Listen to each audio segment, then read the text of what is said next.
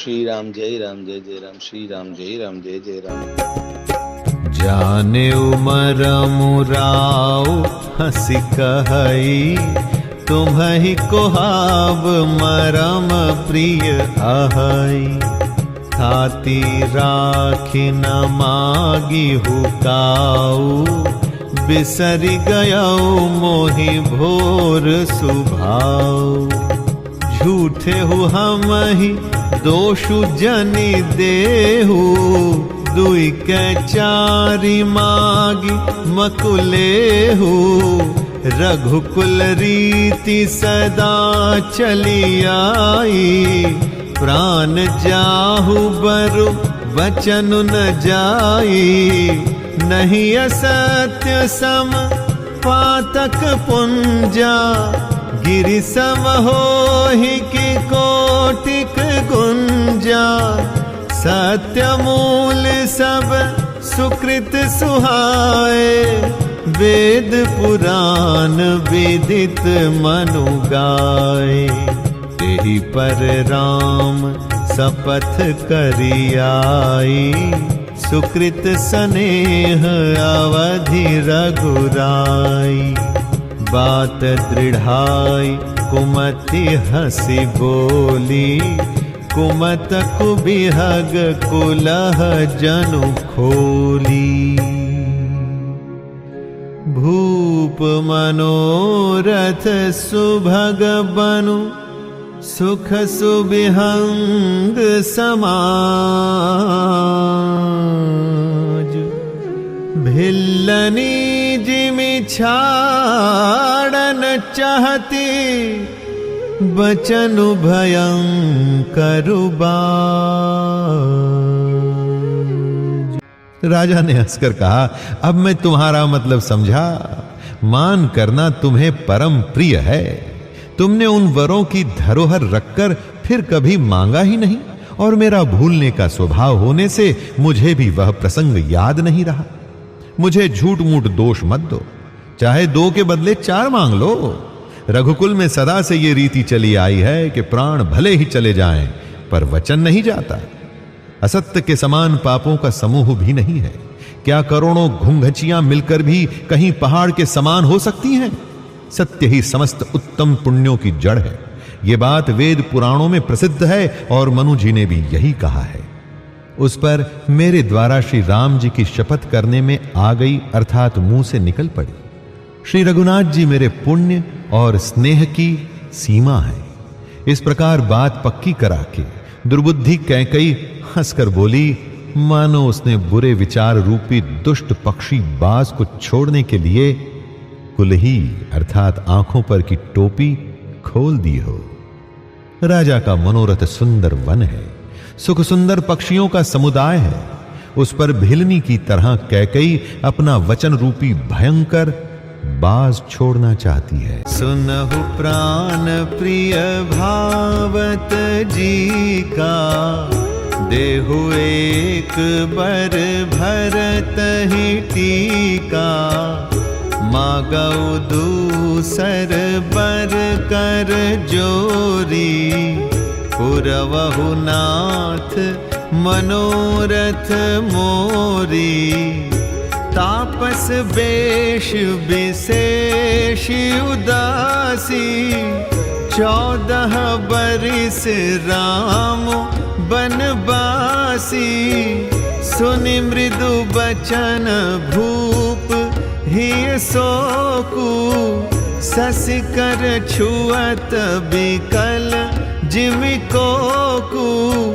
गया सहमी नहीं कछु कही आवा, जनु सचान बन झपटे उलावा।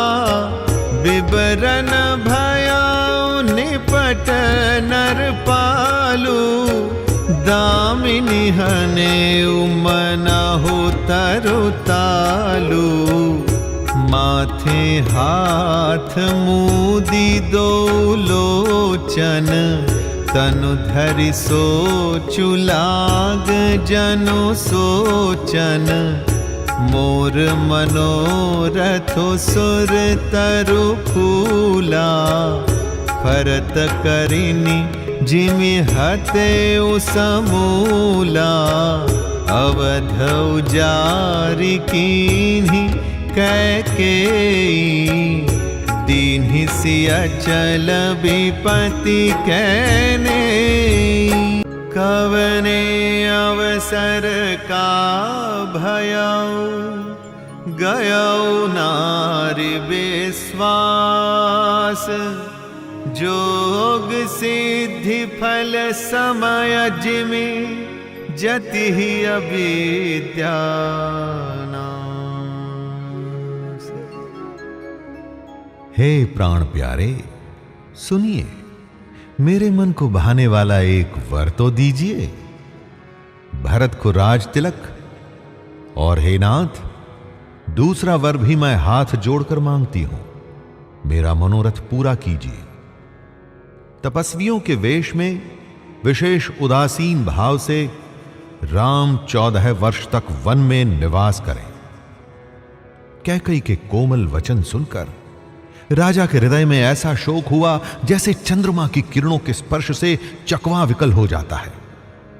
राजा सहम गए, उनसे कुछ कहते न बना, मानो बाज वन में बटेर पर झपटा हो।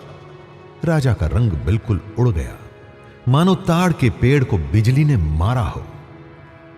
माथे पर हाथ रखकर दोनों नेत्र बंद करके राजा ऐसे सोच करने लगे मानो साक्षात सोच ही शरीर धारण कर सोच कर रहा हो। हाय, मेरा मनोरथ रूपी कल्प वृक्ष फूल चुका था, परंतु फलते समय कैकई ने हथिनी की तरह उसे जड़ समेत उखाड़कर नष्ट कर डाला। कैकई ने अयोध्या को उजाड़ कर दिया और विपत्ति की सुदृढ़ नींव डाल दी। किस अवसर पर क्या हो गया?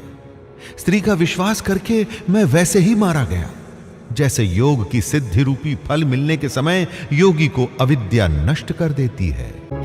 हे विधि राव मन ही मन झांखा, देखी कुभांति कुमति मन माखा, भरतु की राउर पूत न होही, आने हु मोल बेसाही की मोही, जो सुनी सरु अस लाग तुम्हारे, काहे न बोलहु बचनु संभारे, देहु तरु अनुकरहु कि नाही, सत्य संध तुम रघुकुल माही, देन कहे हूँ अब जनि बरु देहु, तजहु सत्य जग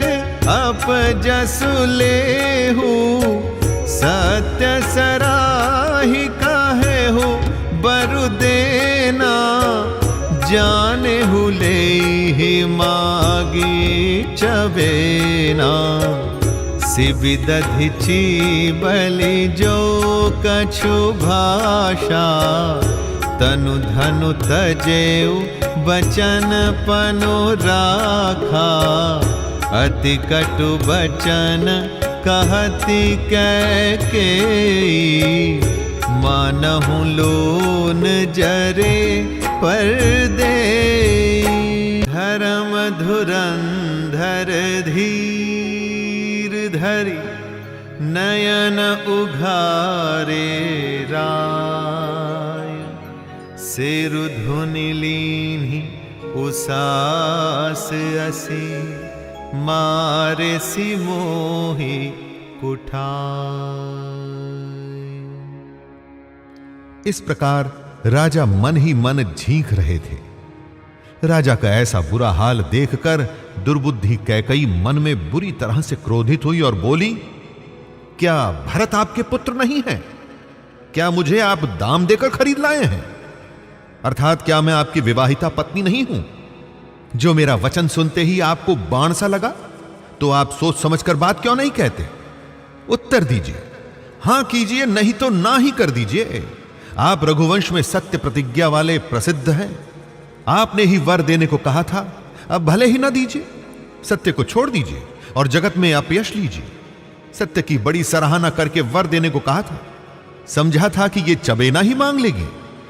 राजा शिबी, दधीची और बलि ने जो कुछ कहा, शरीर और धन त्याग कर भी उन्होंने अपने वचन की प्रतिज्ञा को निभाया। कैकई बहुत ही कड़ुए वचन कह रही है, मानो जले पर नमक छिड़क रही हो।